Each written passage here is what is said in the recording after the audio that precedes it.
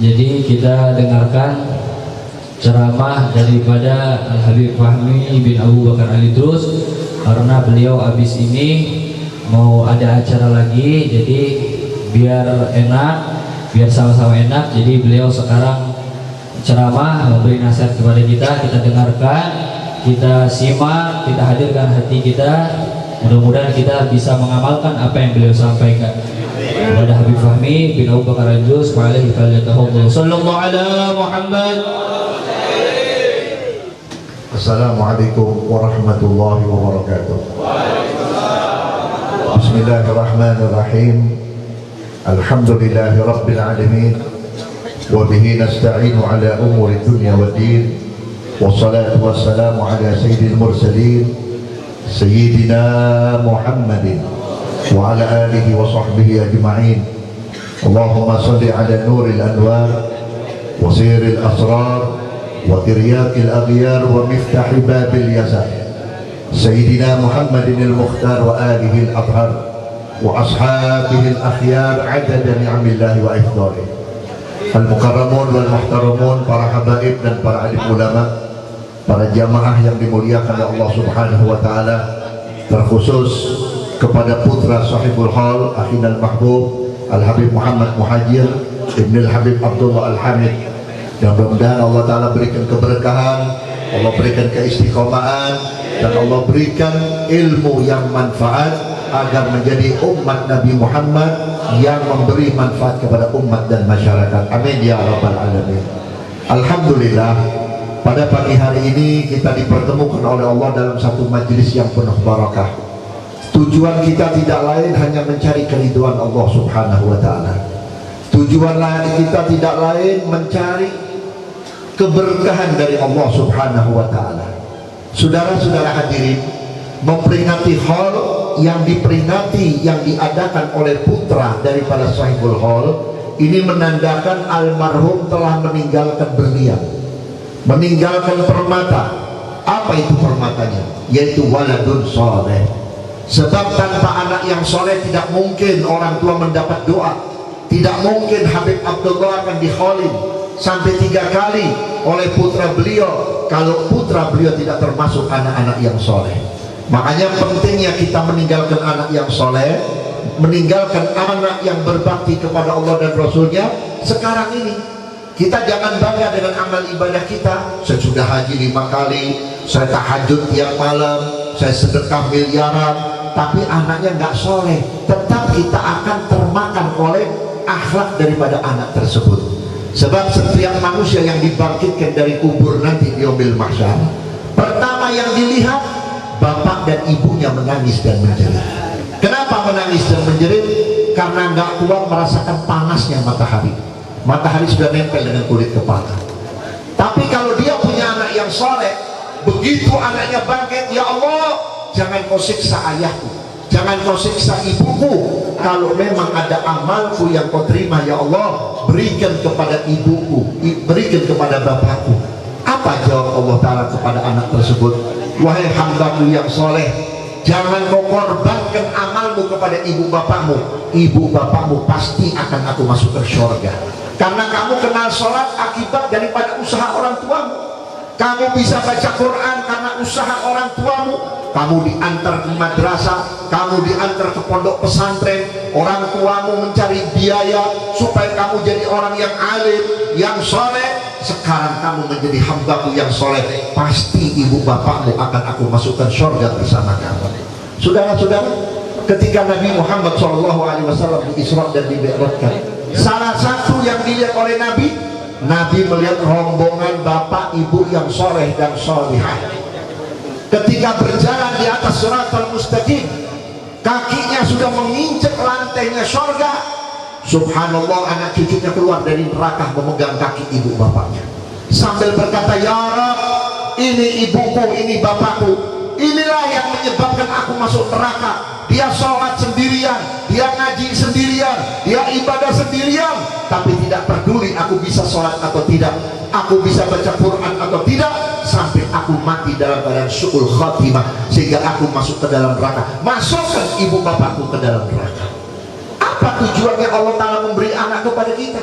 Anak bukan hak Anak bukan punya kita. Kalau anak hak milik kita, nggak mungkin Israel bisa nyambut anak kita. Nggak mungkin malaikat Israel bisa membentuk roh anak kita. Ternyata anak itu bukan hak milik kita, cuman amanah dari Allah Subhanahu wa Ta'ala. Sampai Nabi Muhammad SAW menyatakan dalam hadis, "Idza wulida waladun falyuhsin ismahu wa adabahu." Kalau kamu dikarunia seorang anak laki atau perempuan, berikan nama yang baik, didikan yang baik. Nama yang baik, nama yang sering disebut oleh Nabi Muhammad SAW. Jangan seperti orang sekarang, sok-sokan, namanya yang tidak ada yang disebut oleh Nabi Muhammad, namanya tidak ada yang berbau-bau Islam. Saudara-saudara hadirin, kadang-kadang anak lahir disesuaikan dengan bulannya. Kalau perempuan nih, kalau bulan Juli, Julianti. Kalau laki, bulan Juni dikasih nama Joni. Lah kalau Maret jadi Maerot, saudara. Betul nggak? Ini nama doa. Dan ngasih nama nggak usah banyak-banyak. Nama 3, ujung-ujung dipanggil Mamat. Tahu artinya Mamat? Mati. Kalau tiap hari orang panggil Mamat, Mamat, Mamat, diamini oleh malaikat. Sedangkan malaikat dalam satu hari nggak kurang 40 kali mengucapkan amin. Makanya namanya Mamat jarang panjang umur, saudara. Kasih nama yang baik, nama yang disebut oleh Rasulullah, nama yang disenengin sama Rasulullah SAW. Tapi tidak cukup namanya baik, harus pendidikan yang baik.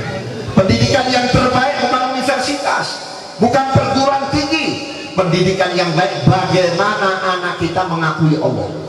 Bukan sekedar beriman. Ada orang beriman, percaya adanya Allah, tapi nggak mengakui Allah sebagai Tuhannya. Dia tidak mengakui kalau Allah itu yang menciptakan dirinya. Dia tidak mengakui kalau Allah yang memberi rezeki kepada dirinya.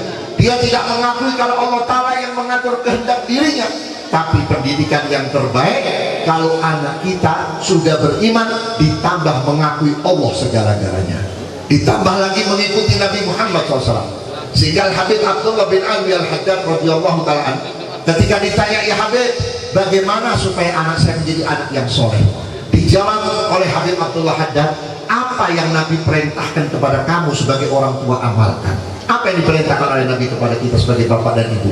Adibu auladakum ala thalathi khisal. Didik anakmu tentang 3 perkara. Hubbi nabiikum wa hubbi ali baitihi wa ala qiraatil Quran. Ajarkan anakmu cinta kepada Rasulullah. Anak kita duduk dari pagi sampai menjelang siang, ya, nggak minum, nggak makan, betah, sabar, ikhlas. Kenapa? Dalam hatinya ada mahabbah kepada Rasulullah.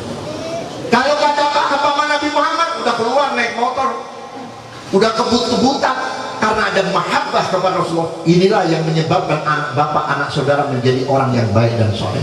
Saudara-saudara, tidak ada kebesaran buat manusia kalau manusia itu tidak punya mahabbah kepada Rasulullah.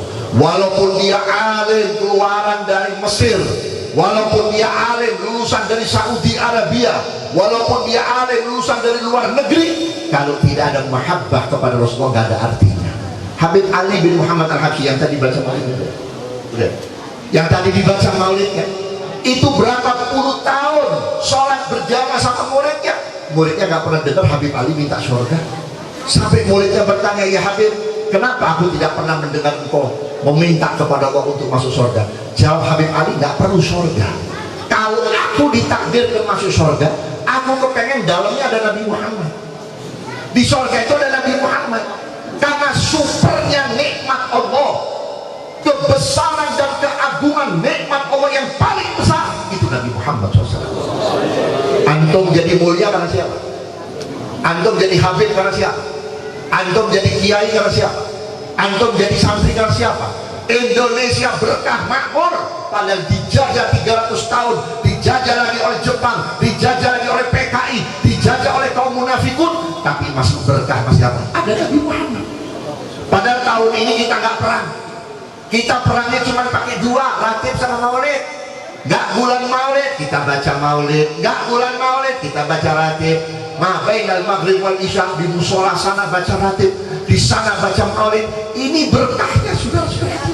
Maka oleh karena itulah kita bersyukur, berterima kasih jadi umatnya Nabi Muhammad yang disebut ummatan marhumah, umat yang penuh kasih sayang dan rahmatnya Allah Subhanahu wa ta'ala. Satu hal, jangan kecewakan Nabi Muhammad SAW. Nabi nggak minta apa-apa dari antum. Antum jadi habib, antum jadi wali, antum jadi kiai, Nabi nggak minta apa-apa. Cuman satu pesan Nabi Muhammad, la tusawwidu wajhi indallahi bisayyiati a'malikum. Jangan kamu coret hitam aku punya wajah dengan kejelekan dan amal perbuatanmu. Nabi Muhammad disiapkan sorga, bahkan sorga diciptakan oleh Allah karena Nabi Muhammad.